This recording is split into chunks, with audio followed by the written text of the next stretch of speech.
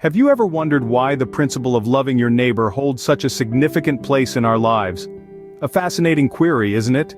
We all recognize its importance, but rarely do we stop to ponder its roots. This question is not confined to any one culture or era. Rather, it's a universal curiosity that spans time and geography. What is it about this simple act of love and kindness towards our neighbors that makes it so vital? Enter the wisdom of Leviticus 19:18. The Bible in Leviticus 19:18 imparts this wisdom: "Do not seek revenge or bear a grudge against anyone among your people, but love your neighbor as yourself. I am the Lord." This verse, in its simplicity, holds profound meaning. Let's break it down piece by piece. Do not seek revenge or bear a grudge against anyone among your people. It's a command that goes against our natural instincts.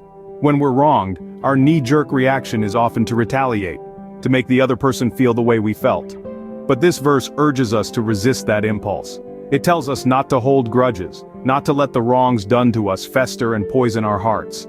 The next part of the verse, "But love your neighbor as yourself," presents a powerful counter to the instinct of revenge. Instead of seeking to harm those who have harmed us, we're called to love them. And not just a superficial love, but a love as deep and as genuine as the love we have for ourselves. This is a love that seeks the best for others, that is patient and kind, that does not envy or boast, that isn't proud, that doesn't dishonor others, that isn't self-seeking, that isn't easily angered, and that keeps no record of wrongs.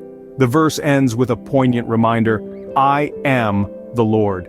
This is not just a command from a higher authority, it's a command from the Lord himself, the creator of the universe, the one who knows us intimately and loves us deeply.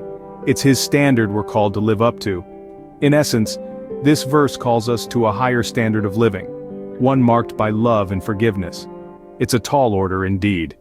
But remember, we're not called to do this on our own strength. We're empowered by the same love that God has for us, a love that is patient, kind, and forgiving. So let us strive to love our neighbors as ourselves, forgiving and not holding grudges, just as God forgives us. But what does loving your neighbor really mean in practical terms? It's a question that can puzzle even the most steadfast of hearts. In essence, it's about extending kindness to those around us. You see, kindness is not merely about grand gestures, it's found in the smallest of actions. A simple smile, a helping hand, a listening ear, each of these can make a world of difference to someone's day. Loving your neighbor also means practicing forgiveness. We are all human and inevitably we make mistakes. Yet it's how we respond to these mistakes that truly defines us. To forgive is not to forget, but to let go of resentment and hatred, making room for compassion and understanding instead. And it's about striving for peace in our relationships. It's about choosing to see the best in others, to focus on common ground rather than differences. It's about building bridges, not walls, and fostering a sense of community wherever we go. Yet, it's important to remember that your neighbor isn't just the person living next door. It extends to all the people we interact with, from the cashier at the grocery store to the stranger we pass on the street. In a world often marred by strife and misunderstanding, loving your neighbor becomes a beacon of hope. It's about making a conscious choice every day to treat others with respect, kindness, and love. Because in the end, it's these small acts of kindness that truly make a difference. So what have we learned today about the importance of loving our neighbors? We've journeyed through the profound message of Leviticus 19:18.